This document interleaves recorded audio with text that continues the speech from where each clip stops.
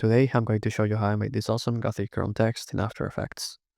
Before we begin, I want to mention real quick that I've made a template available for this, including 4 more cool styles. The link is in the description. Alright, so let's begin by making a new composition. 1080p is fine, frame rate 24, and a duration of 5 seconds. Alright, so the first step is to add our text. The font I'm going to be using is Gothic. I think it looks great paired with this effect. Let's right click the text, go to layer styles, and add a bevel and emboss. Now let's take a look at the settings. Let's set technique to chisel hard. For depth, I'm going to do 1000. For size, I'm going to do 20. Soften, 5. For angle, 259. Highlight opacity, 30. And for shadow opacity, let's do 60. Now I'm going to pre-compose our text. I'm going to name it text. You might have noticed that our font looks a little different than in the preview, and that's because I actually stretched it vertically. And so to do that, let's add a mesh warp effect. I'm going to change the columns to 1 and the rows to 31. While holding shift, we're going to select the vertices above the bottom section of the font. To my knowledge, there's no way of selecting them quicker, so I'm just going to speed this up here in a second. Be mindful not to drag any vertices accidentally in the process, and it's important that you select the vertices from which a distortion will not mess up the bottom section of the font. As you can see, it happened to me here, so I just deselected one row and tried again. And then to actually move the mesh points, use only the up arrow key in your keyboard, as it's the only real way of making sure we're only stretching the text in the vertical axis. Now we're going to get that chrome look, and for that we're going to add a curves effect, and we're going to make a curve like so. This is easy to mess up, so try to replicate it as good as you can.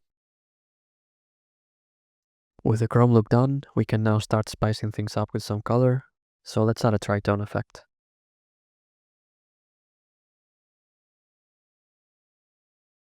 For the highlights, we'll use the default pure white.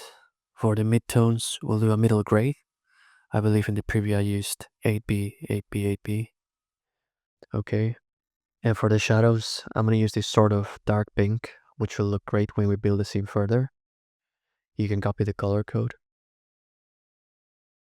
To add some rim lighting, I'm going to use a CC light sweep. Set the direction to -59. Let's increase the width to 600. You might need a bigger or smaller number depending on the length of your text. Make the sweep intensity 0. Edge intensity 60. Edge thickness 1.7. And for the color, I'll just choose this pure red.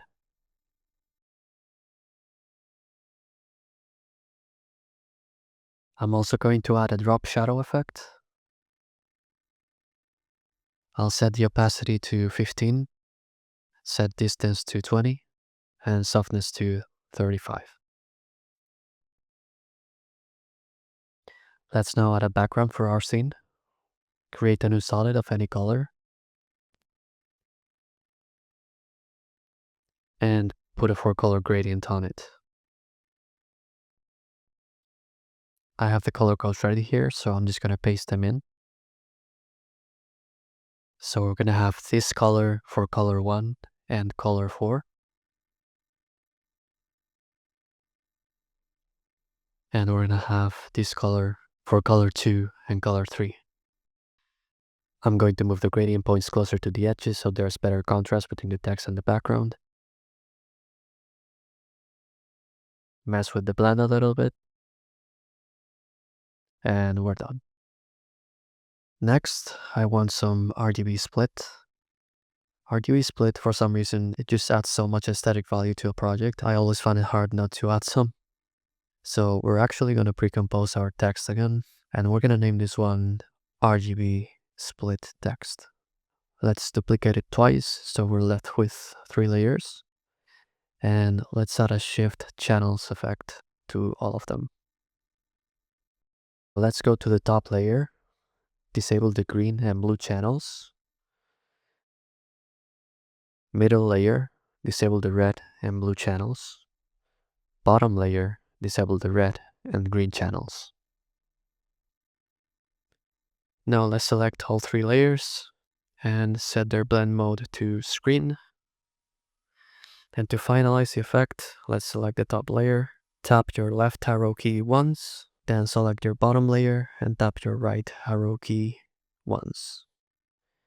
Now we have some awesome chromatic aberration.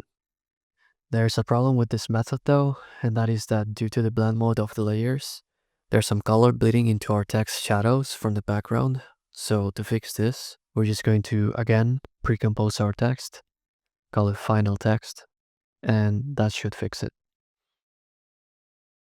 Let's now create an adjustment layer, name it style.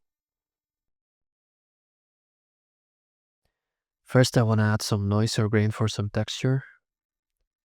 In the preview, I did use a custom grain overlay that I have in my toolkit, but for the sake of the tutorial, we'll just add a noise effect, which should still look pretty close to the original. For the amount, I think around 7 or 8 should be good, and make sure to uncheck color noise. Let's also throw in a CC vignette. I'm going to increase the amount a little bit. That should be good. And now that we've pre-composed for the last time, we can do the horizontal light streaks that can be seen coming off the highlights. For this, let's duplicate our final text layer, throw a threshold on it, and increase it until only the brightest highlights are visible. In my case, it's around 35,000. Next, add a directional blur below it. Set the direction to 90 degrees and increase the amount to 500. Then set the blending mode of the layer to add. It's a little too bright, so let's mess with the opacity a bit. 30. Let's do 27. Okay. I'm gonna call this highlights. So, like chromatic aberration, glow always looks good for some reason, so let's add some. Drag it on top of everything. And let's actually duplicate it so that we're left with 3 glows. For the first glow, let's do a radius of 350, an intensity of 0.5. For the second glow, let's set the radius to 140, 120 actually, and the intensity to 0.35. For the last glow, let's set the threshold to 85%. Let's set the intensity to 0.3, and let's set the radius to 35.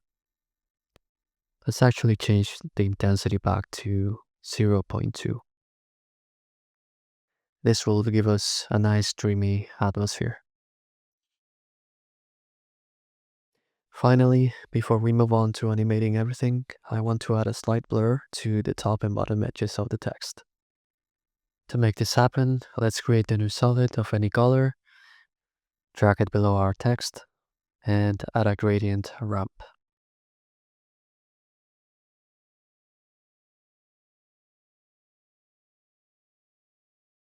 And I'm going to move these gradient stops like so. We will be using this as a blur map, so white means in focus and black means out of focus. Now we need the top part to be blurred as well, so let's duplicate our layer, right click, transform, and flip vertical. Now go to blend mode and set it to add. Select the 2 layers, pre-compose them, and we're gonna name it blur map. Now let's hide it, turn our style layer back on, and let's look for a camera lens blur to put on it. Let's set the blur map to the one we made, and I'm going to change the aspect ratio to 1.5, which will give the blur a more sophisticated look. Finally, let's set the highlight gain to 100 to make it a bit more realistic. Here I'm playing with the blur radius a little bit, and I'll go with 5. The first thing we're going to do to animate this is animating the scale of our text. Since we have 2 layers that must stick together, I'm going to create a null object. I will name it zoom out, and I'm going to link our text and highlight layers to it.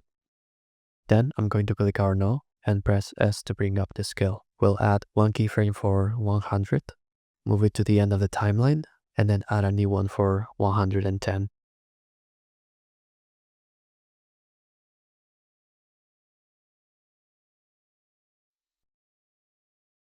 That looks pretty good.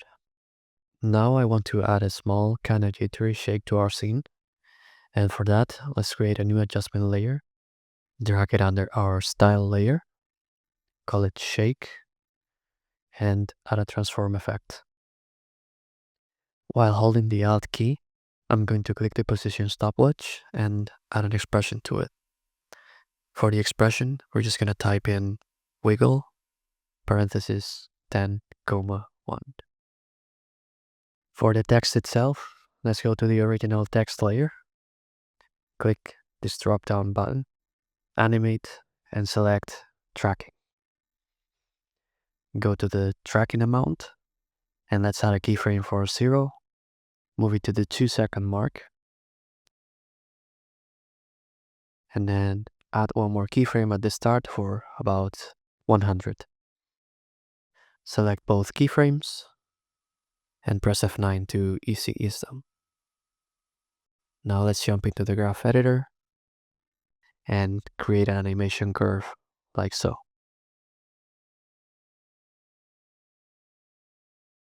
That looks perfect. Now I also want to animate the light sweep effect we added previously, and that's going to be pretty simple.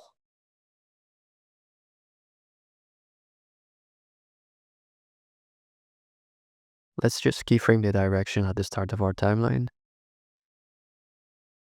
Go to the end and type in 360.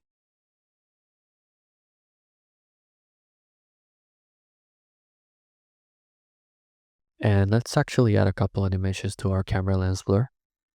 This will simulate our text going briefly out of focus, giving us a more organic, sophisticated look. Just add some keyframes like so.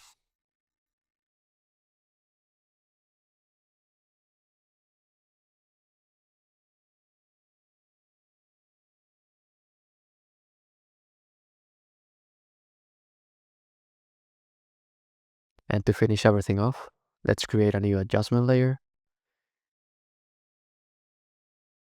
And I'm going to call it posterize time. And that's exactly what we're going to add to it to get that vintage low frame rate look. We'll just do 12 FPS. And there you go. Remember that you can get the template for this in the link in the description, which also includes 4 more unique styles I've designed, along with all the assets I used in the original, so you can get this exact result in just a couple clicks. I will be uploading more cool tutorials like this in the future, so feel free to subscribe if you don't want to miss them. See you in the next one.